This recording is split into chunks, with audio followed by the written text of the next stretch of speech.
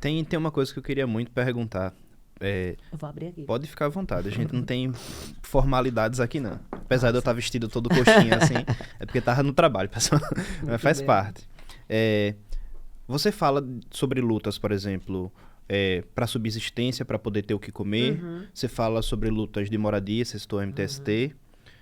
Você fala sobre lutas de sobrevivência real. Você citou, por exemplo, do massacre da população negra. Sim. Que são lutas literalmente pela subsistência. Sim. Mas o pessoal ele também tem uma pauta que acho que, se eu não me engano, o termo correto é cultura woke, por exemplo, com uma linguagem neutra.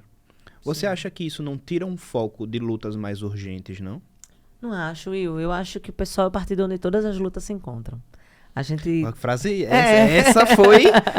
Mas é porque ela é muito de verdade mesmo. Vejam, uma diversidade incrível. Eu fiquei muito encantada quando eu vim pro pessoal. Eu já era fã de algumas figuras. Algumas figuras, por exemplo, inclusive saíram do PSB e foram pro pessoal. Fizeram o mesmo caminho que eu. Então, eram Dina, Glauber Braga no Rio. Então, essa galera é uma galera que me inspira muito, né? O próprio Boulos. Então, quando eu entrei no PSOL, eu compreendi também uma outra dimensão de construção partidária, né? Uma dimensão muito diversa. Então, tem uma galera que tem a luta LGBTQIAP+, tem a luta antirracista. Então, nós temos vários setoriais dentro do partido e a gente reflete aquilo que a sociedade é, diversa. Eu acho que o fato de a gente ter determinadas pautas que são importantes de serem construídas como pauta de luta, né? De o pessoal, por exemplo, ter um programa que defende na assistência, né? Essa população que é mais vulnerabilizada, seja jovem, mulher, população LGBTQIAP+, população em situação de rua, né? Que pouca gente toca, né? Eu acho que, para além dessas pautas, a gente consegue fazer isso sem fugir da centralidade da luta de classes, sem fugir do debate sobre a necessidade de a gente construir um país que enfrente a desigualdade, que tenha a desigualdade como inimiga mesmo, né? E não essa coisa de, a desigualdade é natural na sociedade, nós não, sabe? Essa pauta de que, olhe, a gente assim precisa, mesmo, né? é assim mesmo, sabe? Então, aí é o que dá sustentação, por exemplo, uma reforma da Previdência, é o que dá sustentação a reforma trabalhista. Não, nós vamos gerar mais emprego, a gente precisa fazer com que o Estado tenha condição de se manter, vamos gerar reforma da Previdência, e aí massacra o povo de novo, dificulta a aposentadoria, dificulta postos de trabalho, fragiliza as relações de trabalho.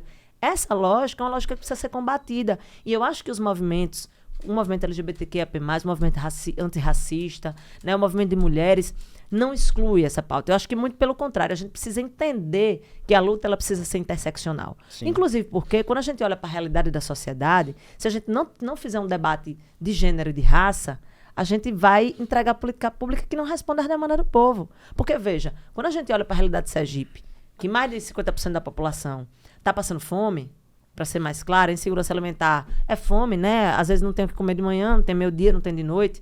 Às vezes, quando tem, não tem com qualidade. Às vezes, não tem garantia de merenda escolar. Hoje, teve essa semana, parece que, eu não sei Teve dizer... umas crianças que passaram mal, né? Sim, com a alimentação escolar. Então, a gente está nesse lugar. Quando a gente olha para essa realidade, quem é a maioria da população? São as mulheres. Quem estão nas profissões com menor plexo de direitos garantidos? São as mulheres. Quem é que está na base da sociedade? Quem é a base da classe trabalhadora? São as mulheres.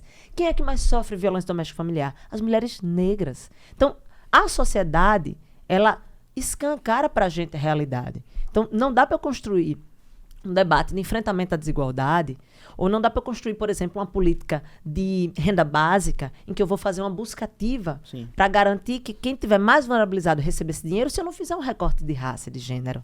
Se eu não compreender que há uma população LGBTQIAP+, que não consegue acesso a um serviço de saúde por preconceito de ser atendido num ambulatório. Sim. Que apanha mais quando por exemplo, levado, por exemplo, a uma delegacia. Eu já tive uma cena de eu, como advogada, chegar para atender determinado cliente e eu ver lá uma pessoa LGBTQIAP+, sendo maltratada. Então, isso é real.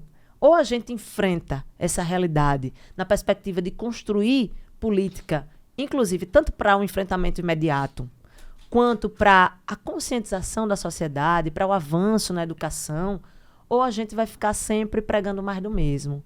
E aí a gente vai ficar fazendo aliança, ganhando governo, dividindo secretaria e sendo mais do mesmo. E o povo passando pelos mesmos problemas de sempre. Então, A gente que vem para construir mudança tem que ter coragem de enfrentar os problemas reais. Isso passa pelas pautas identitárias, pelas pautas, né, da diversidade da sociedade, pelas pautas de direitos. Sim. Né?